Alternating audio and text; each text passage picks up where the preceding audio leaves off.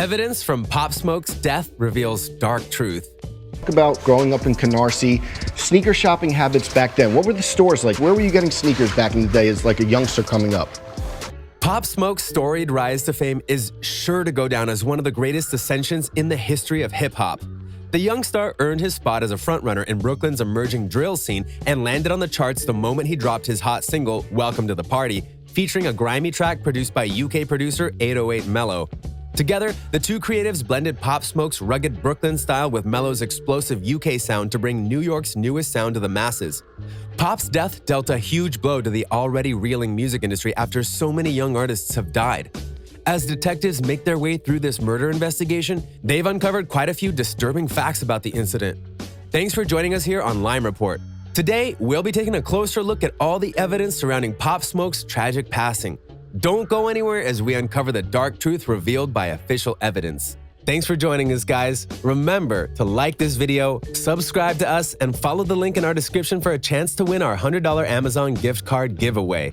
Pop Smoke's death came as a shock when the news first broke. Merely 2 weeks after the release of his latest project, Meet the Woo 2, Pop Smoke's name was ascending higher up the ranks. Yet this moment was cut short when 4 masked gunmen broke into his Hollywood Hills home and took his life.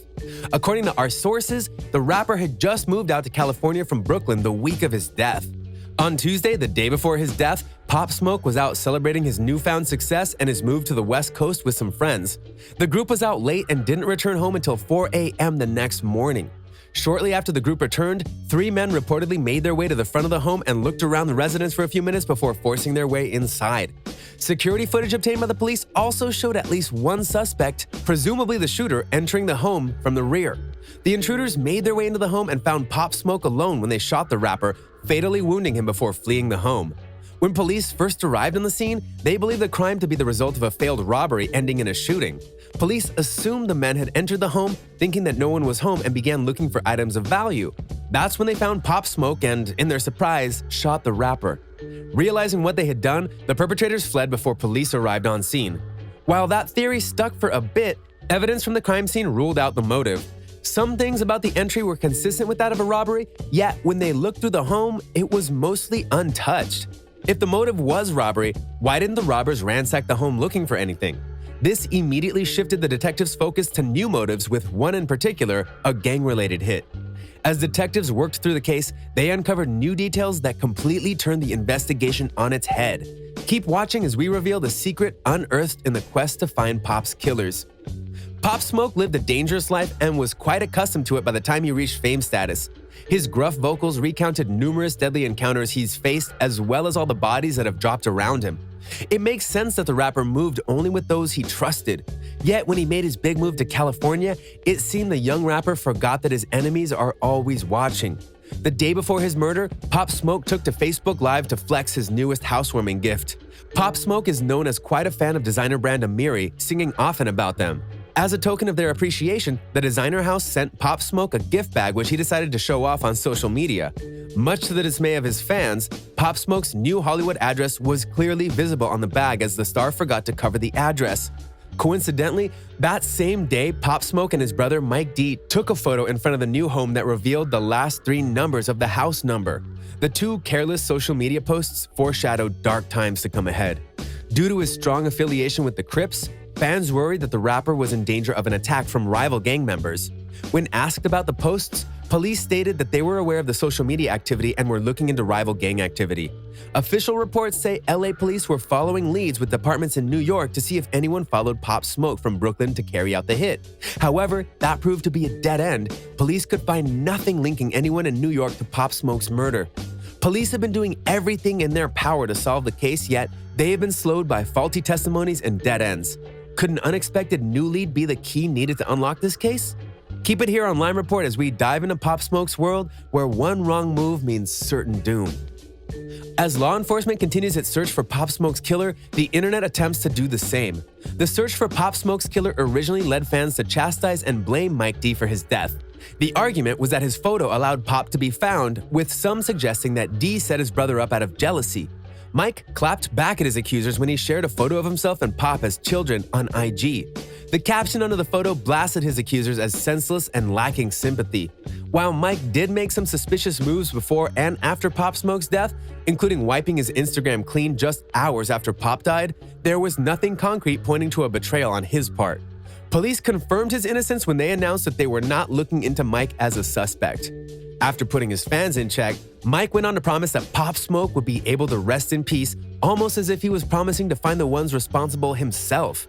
Pop Smoke lived in a world where law enforcement always seemed slow to act. Therefore, people usually took justice into their own hands.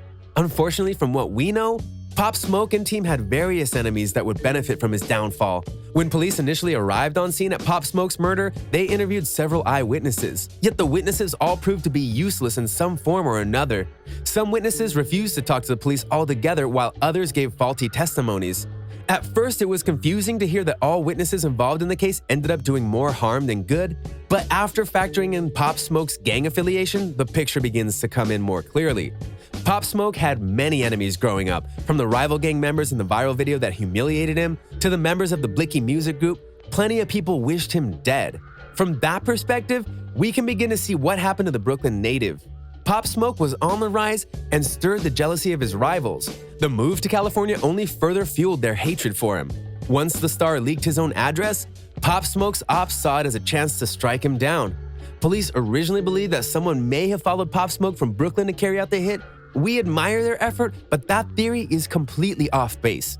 It would make no sense for someone to put that much work in to take him out in Cali. Here's what we believe really happened. Pop Smoke leaked his own address online, then set off a chain reaction leading to his death. It's been confirmed that just a few hours after his address was leaked, a suspicious young man in a hoodie was seen taking a photo in front of Pop Smoke's house. The man in question happens to be a member of a rival gang of Pop Smoke's and posted the photo on Snapchat to confirm his address, setting in motion the plan to end Pop's life. While police thought someone may have followed Pop Smoke from New York, the truth seems to be much closer than local authorities expected. Gangs are known to be widespread, and California is notorious for housing multiple strong gang sets. A rival gang could easily have seen the opportunity presented and prepared their attack. While we don't know who is responsible for his murder, some seem to be on the right trail. We can only wonder who is going to get to the killers first, the police or Pop's gang. Pop Smoke came from the Flossie, aka Canarsie in Brooklyn. Surrounded by gangs and violence from a young age, Pop became close to the local Crips early on. Already a full-fledged member by the age of 13, Pop Smoke somewhat made a name for himself when a viral video showed 3 rival gang members smacking and teasing the young Smoke. Pop Smoke's brief life in Brooklyn was troubled from the start. He claimed in interviews that he had been expelled from middle school for bringing a gun to campus. Even after his rise, his rough past caught up with him. What could have been a triumphant hometown set at New York's Rolling Loud Festival last year was derailed when the New York Police Department requested that he and 4 other local rappers be pulled from the bill, citing public safety concerns. Along with his knack for trouble, Pop Smoke's affinity for luxury goods had always been a part of his personality. At the age of 15, he bought himself a BMW because he loved the car, and this was before he even had his license. Pop Smoke had an eye for flashy things and made it his mission to succeed from a young age. Pop Smoke's big break came somewhat by accident. The rapper was deep in YouTube's algorithm when he happened upon 808 Mello's instrumental track that would later become Pop Smoke's first charting single. Pop then bought the track and eventually flew Mello out for a crazy half-hour recording session. The rest is history.